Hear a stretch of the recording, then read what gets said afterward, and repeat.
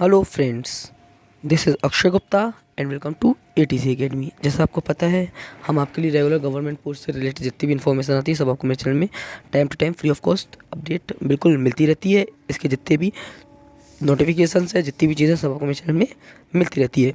फिलहाल अगर हम बात करें तो हमारे आपके सामने एक बहुत ही ज़्यादा बड़ी अपडेट सीटेट एग्ज़ाम को लेकर आए हैं। अगर हम बात करें सीटेट एग्ज़ाम की, तो ये एग्ज़ाम जैसा आपको पता है अभी आपका जनवरी 21 में कंडक्ट होने वाला है, जिसके फॉर्म फिलिंग जो स्टार्ट हो गए हैं। अगर आप फॉर्म नहीं भरें तो बिल्कुल जल्दी जाके पहले फॉर्म को भरिए, लास्ट टाइम का इंतजार मत करिए, क्योंकि लास्ट टाइम में सर्वर प्रॉब्लम और बाकी चीज़ें होती है। और फॉर्म भरने के लिए बिल्कुल भी गलती मत करिएगा। मैंने कल ही एक वीडियो डाला है जिसमें आप ये देख सकते हैं कि हमें फॉर्म भरने के समय कौन कौन सी मिस्टेक्स नहीं करनी चाहिए। अगर गलती से आप फॉर्म भर दिए, उसमें कोई मिस्टेक होगी तो उसकी डेट कब आने वाली है ये भी आपको मेरे चैनल में नोटिफिकेशन के माध्यम से मिल जाएगा। तो जल्दी से इसको लाइक और सब्सक्राइब करके चैनल को रखिएगा। हम आपके लिए सीटेट के एग्ज़ाम को क्रैक करने के लिए बहुत सारी टिप्स ट्रिक्स, और अगर आप पहली बार सीटेट एग्ज़ाम दे रहे हैं तो आपको बहुत सारी कन्फ्यूजन्स भी होंगी कि क्या कैसा होता है, वो सब आपको मैं इस वीडियो में बताऊंगा। तो वीडियो को लास्ट तक देखिएगा।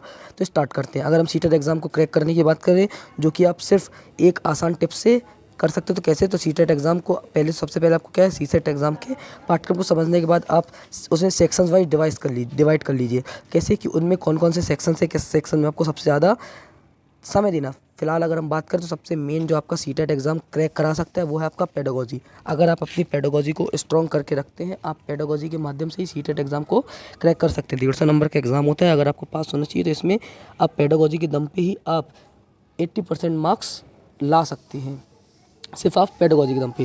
सबसे पहले आपको, जैसे अगर आप लैंग्वेज पर ठीक ठाक पकड़ है तो आप अन्य चैप्टर के लिए ज़्यादा समय निकाल सकते हैं। इसके अलावा पिछले सालों के प्रश्न पत्रों को आप सॉल्व करिए। अगर आप पिछले साल के प्रश्न पत्रों को सॉल्व करते हैं तो आपको एक आइडिया लग जाता है कि एग्ज़ाम में पेपर में क्वेश्चंस पूछे कैसे जाते हैं। मैं भी आपको अपने चैनल में उस नोट्स से, उस पुराने पीडीएफ से, उस पुराने पेपर से सब आपको सॉल्व कराऊंगा। तो मेरे चैनल को सब्सक्राइब करके भी रखिएगा, जिससे जैसे इसके नोटिफिकेशन आते हैं वो आपको टाइम टू टाइम अपडेट मिलते जाएँ। अगर हम करियर डेस्क सरकारी शिक्षक बनना चाहते हैं तो वहाँ के उम्मीदवारों के लिए central teacher eligibility test CTET एक अहम परीक्षा होती है।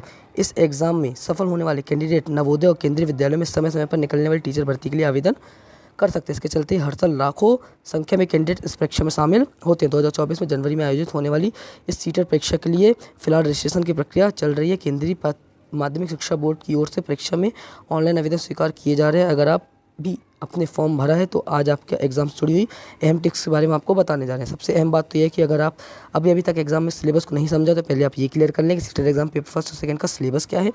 कि कई लोग, सबसे पहले तो आप सिलेबस देखते नहीं, आप सिर्फ टेंशन लेते हैं। सबसे पहले आपको सिलेबस डिसाइड करना है कि है क्या। अगर आप दोनों पेपर के लिए अप्लाई किए हैं तो डिटेल में सिलेबस के बारे में ऑफिशियल वेबसाइट पर उपलब्ध कराया गया है, जिसका लिंक भी मैंने डाल दिया है। अब वहाँ जाके इसके सिलेबस को आप देख सकते हैं कि इसका पैटर्न कैसा है। अब आपको बहुत छोटे छोटे नोट्स में बता रहे जाऊँ क्या आपको आप सावधानियाँ रख सकते हैं और कैसे आप तैयारी कर सकते हैं। पहला, एग्ज़ाम में जब आप बेहद कम बचा हुआ है, इसलिए कोशिश करें कि सिलेबस के अनुसार अपने सेक्शन को डिवाइड कर लें, ताकि ये कितने दिनों में आप कितने भाग को तैयार करेंगे इसके अनुसार आप पूरा टाइम टेबल बना लें।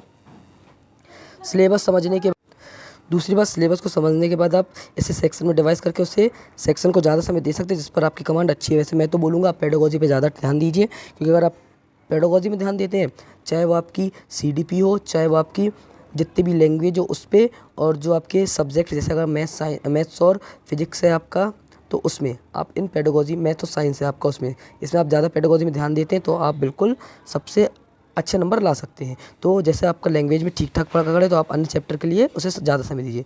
आप पिछले सालों के, तीसरा आपका क्या बोल सकता हूँ मैं, पिछले सालों के प्रश्न पत्र जैसे भी एग्ज़ाम में बेहद मदद पहुँचती है। अगर आप भी लास्ट ईयर के एग्ज़ाम को सॉल्व करेंगे तो आपकी काफ़ी हेल्प हो सकती है, जो मैं आपको अपने वीडियो में कराऊँगा। ये आपकी कुछ टिप्स थी जिसके कारण आप इस एग्ज़ाम को क्वालिफाई कर सकते हैं। और अगर मैं बता दूँ कि आप रेगुलरली, अगर आप सिर्फ पेडागोजी और अपने सब्जेक्ट पे थोड़ा बहुत भी कमांड आपकी अच्छी है, आपकी लैंग्वेज अच्छी, और सबसे महत्वपूर्ण बात, आप सबसे पहला लैंग्वेज फर्स्ट में हिंदी सेलेक्ट करेंगे, क्योंकि वो ज़्यादा सरल आता है। अगर आप इंग्लिश सेलेक्ट करते हैं लैंग्वेज फर्स्ट में तो आपके लिए काफ़ी ज़्यादा टफ हो जाता है। तो इस चीज़ में बिल्कुल ध्यान दीजिए, आपको लैंग्वेज फर्स्ट में आपको हिंदी सेलेक्ट करनी है। वीडियो अच्छा लगा हो तो लाइक और चैनल को सब्सक्राइब कीजिए। ऐसे ही टिप्स ट्रिक्स और बाकी नोटिफिकेशन मैं आपको मिलता रहूँगा। तब तक के लिए धन्यवाद।